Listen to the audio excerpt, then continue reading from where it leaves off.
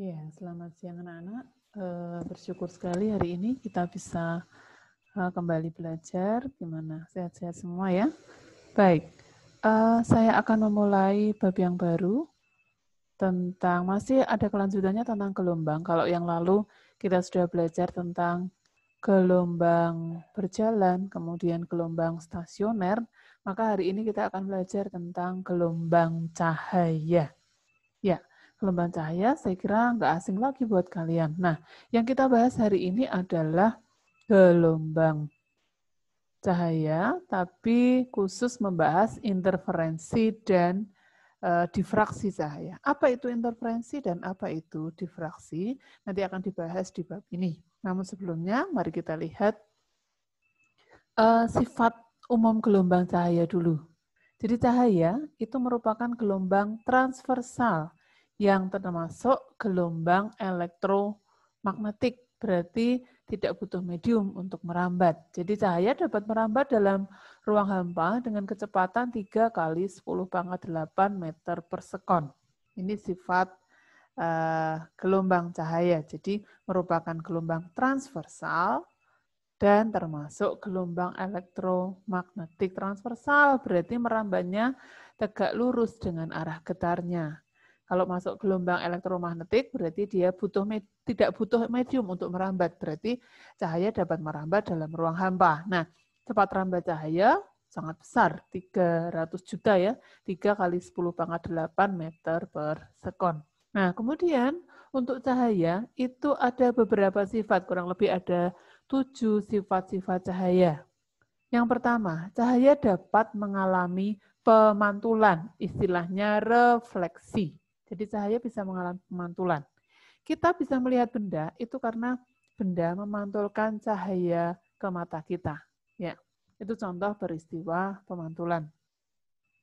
Kemudian cahaya juga dapat mengalami pembiasan atau istilah lainnya refraksi. Jadi kalau pemantulan refleksi, kalau pembiasan refraksi. Kemudian cahaya juga dapat mengalami pelenturan atau difraksi. Itu kalau cahaya melewati celah yang sempit, akan dibelokkan. Ya. Kemudian cahaya dapat dijumlahkan, itu interferensi. Kemudian cahaya juga dapat diuraikan atau dispersi. Cahaya juga dapat diserap arah getarnya, itu disebut polarisasi. Dan bersifat sebagai gelombang. Dan partikel cahaya itu bersifat sebagai gelombang, tapi juga bersifat sebagai partikel. Nah, nanti yang kita bahas di bab ini adalah interferensi dan difraksi. Apa itu interferensi cahaya? Interferensi cahaya adalah perpaduan dari dua gelombang cahaya. Nah, agar hasil interferensinya mempunyai pola yang teratur, maka kedua gelombang cahaya ini harus bersifat koheren. Apa sih artinya koheren? Koheren itu artinya memiliki frekuensi dan amplitudo yang sama, serta selisih fase yang tetap. Nah, pola hasil interferensi ini dapat ditangkap pada layar, ya. Nanti akan menghasilkan pola gelap dan pola terang. Garis terang itu merupakan hasil interferensi maksimum. Jadi kalau dua gelombang cahaya itu saling menjumlahkan, maka yang terjadi adalah garis terang. Jadi interferensinya maksimum, saling memperkuat atau konstruktif. Nah, bisa juga berupa garis gelap, merupakan hasil interferensi minimum, saling memperlemah atau destruktif. Nah, bagaimana interferensi celah ganda atau dikenal dengan interferensi Young. Ya. Nah, seperti ini. Proses interferensi celah ganda itu seperti ini. Interferensi tadi bisa menghasilkan yang baik jika amplitudonya sama dan frekuensinya sama. Nah, bagaimana menghasilkan dua sumber cahaya yang koheren, frekuensi yang sama, kemudian fasenya tetap dengan cara cahaya, lalu depannya diberi dua celah yang celahnya itu lebar celahnya sama. Sehingga di sini akan menghasilkan dua sumber cahaya yang kembar gitu. koheren, identik, sama persis gitu ya. Nah, lalu dari sumber ini menghasilkan satu sumber cahaya. Ini juga satu sumber cahaya. Lalu ditangkap oleh layar, akan menghasilkan pola interferensi. Jadi ini menghasilkan cahaya, ini menghasilkan cahaya, lalu bergabung, maka akan menghasilkan pola seperti ini. Jadi ini satu sumber, ya. Kemudian depannya diberi celah, celahnya ganda, ya, disebut dengan interferensi yang. Celah ini menghasilkan gelombang. Celah ini menghasilkan satu sumber cahaya dan menghasilkan gelombang-gelombang. Akhirnya ketika ditangkap layar di sini menghasilkan pola seperti ini, pola gelap terang. Ya.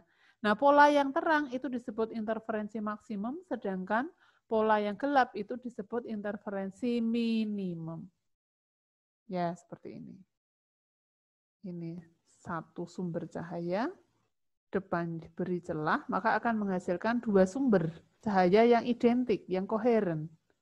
Ya, maka akan menghasilkan nih ada dua gelombang dijumlahkan, ada dua kemungkinan. Kemungkinan yang pertama ada menghasilkan dua garis.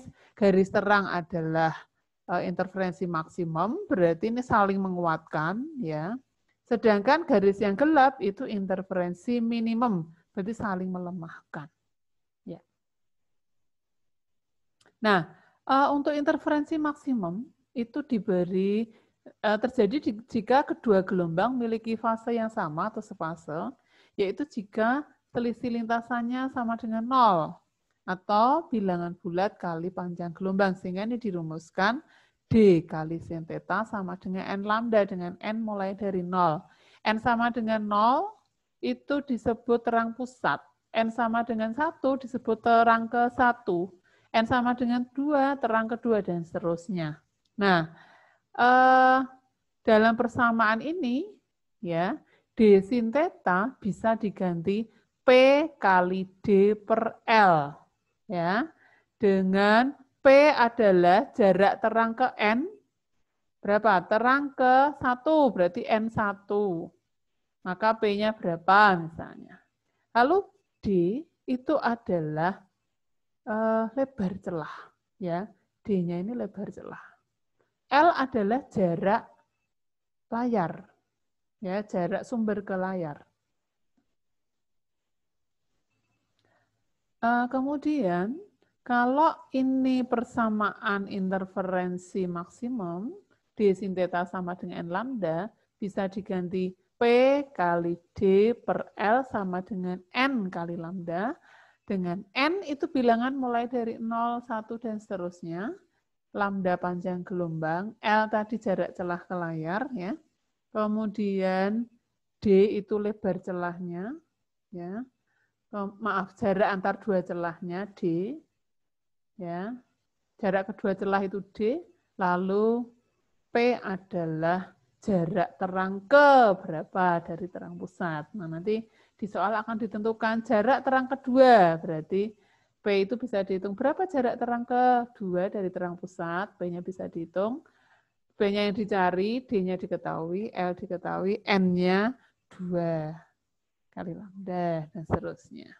Nah, bagaimana kalau interferensi minimum? Kalau tadi interferensi maksimum itu D sin theta N lambda, maka kalau ini N-nya dikurangi setengah dengan N mulai dari 1. Karena tidak ada gelap ke 0. Yang ada adalah gelap ke 1, berarti N-nya mulai dari 1, dan seterusnya. Nah, sama, sin theta-nya diganti P per L, sehingga persamaannya menjadi seperti ini. P kali D per L sama dengan N min setengah lambda. Kalau tadi interferensi maksimum tidak pakai min setengah, jadi N kali lambda. Begitu. Nah, jarak antara kedua garis terang yang berurutan itu sama dengan dua garis gelap berurutan. Jika jarak itu disebut delta P, maka delta P berlaku persamaan lambda L per D, itu jarak terang berdekatan. Nah, misalnya soal ini. Pada suatu percobaan yang jarak antara dua celah, berarti D-nya 0,25 mm. Sedangkan jarak celah ke layar berarti L-nya 1 meter. Nah ini satuannya disamakan dulu. Misalnya ini mau diubah ke milimeter ya enggak apa-apa ya, karena ini sudah milimeter. Jarak garis gelap kedua berarti N2. Ke pusat pola interferensi pada layar adalah P sama dengan 3 mm ya, P-nya 3 mm. Tentukan A panjang gelombang cahaya berarti lambda, B jarak garis terang ketiga dari pusat, nanti bisa dilihat dari gambarnya. Kemudian jarak garis terang ketiga dari pusat jika percobaan yang dicelupkan dalam air yang indeks biasnya 4/3. Ini nanti bisa dikerjakan dan diskusikan di grup rumpun. Ya, saya lanjutkan berikutnya. Nah, tadi interferensi, sekarang difraksi. Nah, difraksi ini ada dua nanti, difraksi celah tunggal dan difraksi pada kisi. Nah, difraksi pengertiannya seperti ini.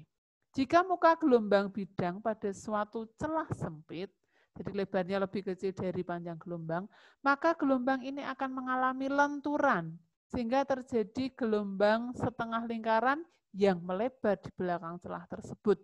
Gejala ini disebut dengan peristiwa difraksi. Nah, untuk difraksi celah tunggal, itu mirip rumusnya dengan interferensi maksimum. Coba perhatikan.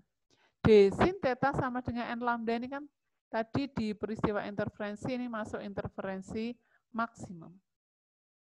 Ya, dengan D sin theta bisa diganti ini. Atau sin tetanya bisa diganti P per L. Sehingga D sin theta bisa tulis P kali D per L. Sama dengan N lambda. Nah, syarat terjadinya garis terang ke N. Nah, ini kalau celah tunggal berarti tadi garis gelapnya mirip interferensi maksimum, sedangkan garis terang ke N-nya mirip interferensi minimum. Ya, D sin theta sama dengan N plus setengah lambda dengan N mulai dari 0. Ya. Nah, kemudian D sin theta bisa diganti P kali D per L sama dengan N plus setengah lambda juga. Kemudian kalau kisi, ya, kisi difraksi. Pada kisi difraksi untuk maksimum persis dengan interferensi maksimum. Kalau minimum persis dengan interferensi minimum. Kebalikannya dengan tadi yang yang celah tunggal, ya, difraksi celah tunggal. Kalau celah tunggal kebalikannya, gitu.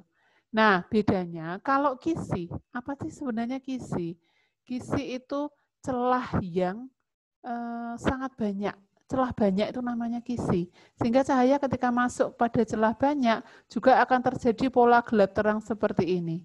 Terjadilah interferensi. Nah, karena celahnya banyak, maka menentukan D lebar celah, D-nya berapa, itu 1/N. Dengan N adalah banyaknya celah. Nah, tinggal misalnya nih, celah tunggal selebar 0,12 mm. Oh, nah, kalau ini bukan kisi ya, ini hanya celah tunggal berarti D. D kalau diinterferensi kan jarak antar dua celah. Kalau difraksi celahnya hanya 1, maka D adalah lebar celah. Disinari cahaya monokromatik menghasilkan jarak gelap kedua dan terang pusat 15, berarti ini P-nya 15 mm. Jika jarak layar ke celah berarti L-nya 2 meter, berapa panjang gelombang yang digunakan? Nah, dari soal ini nanti Anda bisa menentukan panjang gelombangnya. Nanti akan kita diskusikan juga di grup rumpun. Ya. Nah, ini tadi gambar untuk kisi difraksi. Saya kira itu yang bisa saya sampaikan. Hari ini kita sudah belajar tentang interferensi dan difraksi beserta persamaannya dan contoh soalnya. Selanjutnya nanti akan kita diskusikan di grup rumpun. Ya, demikian yang bisa saya sampaikan. Nanti kita akan melanjutkan untuk diskusi contoh soal yang ada di PPT di grup rumpun. Selamat mempelajari materi ini. Selamat mengerjakan juga untuk contoh soalnya. Kita akan bertemu di grup rumpun. Terima kasih, Tuhan berkati.